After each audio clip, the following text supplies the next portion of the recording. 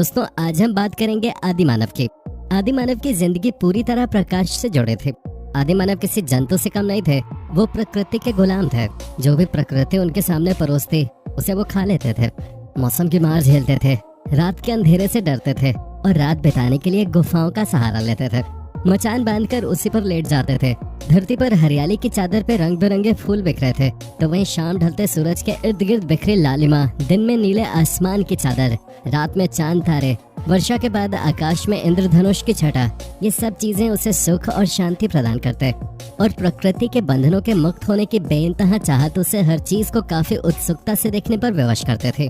वो हर चीज को समझने और जानने की कोशिश करता था और इसी तलाश में आदि मानव ने एक दिन पत्थरों को आपस में रगड़कर आग पैदा करने का तरीका निकाल लिया। मानवीय सभ्यता और संस्कृति के क्षेत्र में ये पहली क्रांति थी जिसकी शुरुआत रोशनी में हुई। अब आदि मानव को सूरज ढलने पर दौड़कर अपने आशियाने में जाने की जरूरत नहीं थी, क्योंकि उनके पास अब अंधेरे को दूर भगाने वाला रोशनी नाम का औजार था। वो अलाव जलाकर अपने परिवार और साथियों के साथ देर तक समय बिता सकता था, जलती हुई लकड़ी को हाथ में लेकर इधर से उधर जा सकता था और अंधेरे के डर से आजाद होकर धरती पर चैन की नींद सो सकता था। धीरे धीरे वो समय भी आया जब ये लोग आर्टिफिशियल रोशनी के सहारे जीना सीखने लगे। तेल के दिए और चर्बी में डूबे मशाल लेकर मनुष्य अब रात में भी अपने काम करने लगा। इनके लिए अब दिन 12 घंटे का नहीं बल्कि 24 घंटे का हो गया। इसमें कोई शक नहीं कि इस लंबी क्रांति को आने में एक लंबा समय लग गया, लेकिन समय को न्यूटन और गैलीलियो का इंतजार करना पड़ा। फिर दूरबीनों का निर्माण हुआ जिसने आकाश के रहस्यों का पर्दाफाश करना शुरू कर दिया। अब इनका विज्ञान और संस्कृति से नाता जुड़ने लगा था। सिर्फ एक रोशनी के सहारे मनुष्य जल थल मार्गों से दूर देशों की यात्रा करने लग गया था, पर्वतों पर चढ़ने लग गया था, कोयले के खानों की खोज करने लग गया था। लेकिन इनकी जिंदगी में सबसे बड़ा बदलाव तब आया जब बिजली का आविष्कार हुआ। यूनानी और सीरियाई, बैबिलोनियाई, मिस्री और भारतीय संस्कृति सूर्य और अग्नि को देवता मानकर पूजते हैं। दीप ज्योति ज्ञान और प्रेम, आनंद और शुभकामनाओं का प्रतीक रहा है। दोस्तों अब बात करते हैं कि आखिर इंसानों की उत्पत्ति हुई कैसे। तो बता दें डायनासोर के बारे में। इसके बारे में तो आप सब जानते ही होंगे। दरअसल आज से 6.5 करोड़ साल पहले एक बहुत बड़ा एस्ट्रॉयड पृथ्वी से टकराया। धूल के बादल ने सूरज को ढक लिया, तापमान एकदम गिर गया और पृथ्वी पर रहने वाला 25 किलो से ज्यादा वजन का हर जीव खत्म हो गया। दोस्तों यहीं से डायनासोर का काल भी खत्म हो गया था। लेकिन डायनासोर का अंत एक नई प्रजाति की शुरुआत थी और ये नई प्रजाति थी मैमल्स की। मैमल्स यानी कि स्तनधारी जीव। केवल यही वो जीव थे जिन्होंने खुद को इस महाविनाश से बचा लिया था। काफी ज्यादा गर्मी से सेफ रहने के लिए ये जमीन के अंदर रहने लगे और जिंदा रहने के लिए इन्होंने सब कुछ खाना शुरू कर दिया था। इतने बड़े महाप्रलय के बाद धरती धीरे धीरे अपने पहले वाले रंग रूप में आने लगी थी। फिर से नए पेड़ पौधे उगने लगे थे और पृथ्वी पर जो 5% जीव बच गए थे उनमें अडॉप्टिव रेडिएशन की प्रक्रिया से काफी सारी नई प्रजातियां जन्म होने लगी थी। ईओसिन एपॉक में 5.5 करोड़ साल पहले बंदर जैसी प्रजातियां आनी शुरू हुई। इनकी आंखें सर में आगे की तरफ थी। इसी काल में प्राइमेट्स में सर के अंदर एक इम्पोर्टेंट एवोल्यूशन हुआ।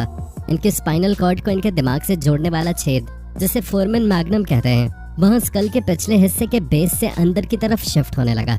यानी कि अब जो प्रजाति आई वो सीधे खड़े होकर चलने में सक्षम थे। आज से 4.7 करोड़ साल पहले धरती के वातावरण में लगातार बदलाव होने शुरू हो गए थे।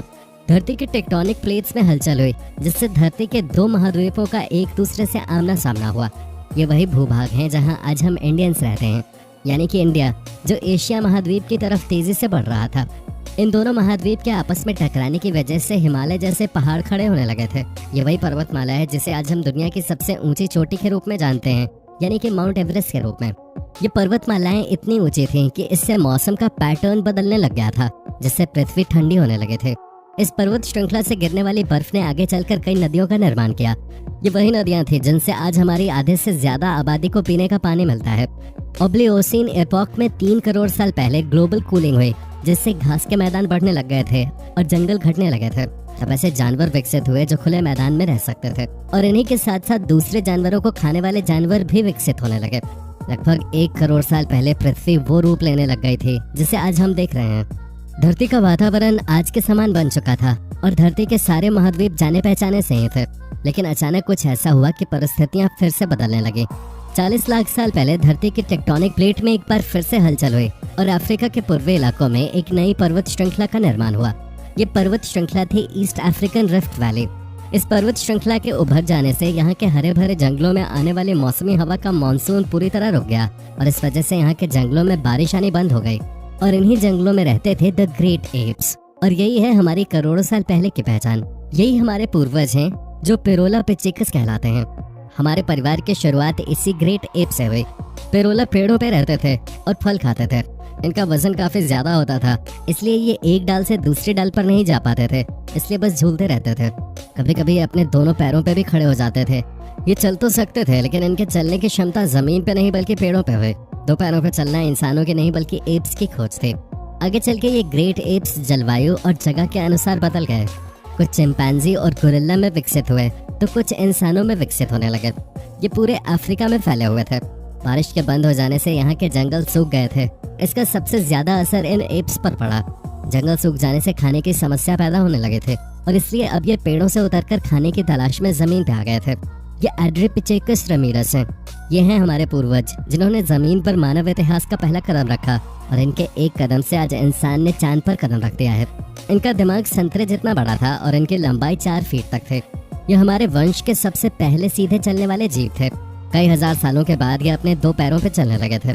इससे इनकी एनर्जी कम खर्च होते थे और सबसे बड़ी बात ये थी कि ये चलते चलते भी खा सकते थे। समय के साथ साथ इनका विकास होता गया और हमारे पूर्वज धीरे धीरे विकसित होने लगे थे। आज से 23 लाख साल पहले हमारे पूर्वजों का दिमाग संतरे से काफी बड़ा हो गया था और ये थे होमो हेबिलिस। इन्होंने पत्थरों को हथियार की तरह इस्तेमाल करना शुरू कर दिया था। अब इनको धारदार हथियार मिल गया था, इससे वो किसी भी चीज को काटने का काम कर सकते थे। पत्थर के इस्तेमाल से इनकी उंगलियां और अंगूठे मजबूत हो गए। समय बीतने के साथ ही हमारे पूर्वज एक ग्रुप में दूसरे जानवरों का शिकार करने लगे थे और ये थे होमो इरेक्टस, जो दूसरे किसी भी जानवर से ज्यादा होशियार थे। और जैसा कि हमने आपको पहले ही बताया था कि सबसे पहले इन्होंने प्रकाश की खोज की थी, जो कि इनकी सबसे बड़ी खोज मानी जाती है। अब इनके परिवार बनने लगे थे क्योंकि इन्होंने आग पर मांस पकाना सीख लिया था। मांस को आग पर पकाने का मतलब था कि मांस को दांतों से चबाने के लिए एनर्जी का कम खर्च होना, और यही एनर्जी अब इनके दिमाग में खर्च होने लगी थी, जिससे इनको ज्यादा ताकत मिलने लगी थी, जिससे अब हमारे पूर्वजों का दिमाग और बड़ा हो गया था। 2 लाख साल पहले आज जिस तरह से इंसान दिखाई देता है उसी तरह से ये दिखाई देने लगे थे। लेरिंग्स यानी कि आवाज की नली हमारे पूर्वजों के गले में ऊपर थी, वो अब नीचे आ गई थी। अब ये लोग थोड़ी कठिन आवाजें भी निकालने लगे थे। अब इन्होंने बोलना शुरू कर दिया था। पहली बार लोग आवाज सुनकर समझने लगे थे। एक इंसान से दूसरे इंसान तक जानकारी पहुंचने लगी थी। और दोस्तों, यही वो विकास का अंतिम चरण था जिसके बाद विकसित होकर हम बने थे। हम यानी कि होमो सेपियंस। 1 लाख साल पहले इंसान कहीं भी जा सकता था। उसके पास फुर्तीले हाथ और पुराने हथियार थे। करीब 50,000 साल पहले आइस एज शुरू हो गया था और नॉर्थ पोल से आगे बढ़ने लगा था। उस समय इंसान ऑस्ट्रेलिया और चाइना तक पहुंच गया था। 30,000 साल पहले इंसान पहली बार यूरोप पहुंच गया था। जब बर्फ अपने चरम पे थी तो इंसान नॉर्थ ईस्ट पहुंच गया और धीरे धीरे इस तरह पूरी दुनिया में इंसान बसने शुरू हो गए थे। इंसानों की शारीरिक बनावट जलवायु के हिसाब से बदलती चली गई थी। इंसानों की जरूरतों के हिसाब से हर काम होने लगा था। खेती से लेकर मैन्युफैक्चरिंग तक सब कुछ इंसान अपने दिमाग का इस्तेमाल करके करने लगा था। और आज हम कहां से कहां पहुंच चुके हैं ये सब आप देख सकते हैं। दोस्तों, वीडियो पसंद आई हो तो वीडियो को शेयर करें अपने दोस्तों के साथ, ताकि उन्हें भी लगे कि आप कितनी इंटरेस्टिंग वीडियोस देखते हैं। मिलते हैं नेक्स्ट वीडियो में। Take care.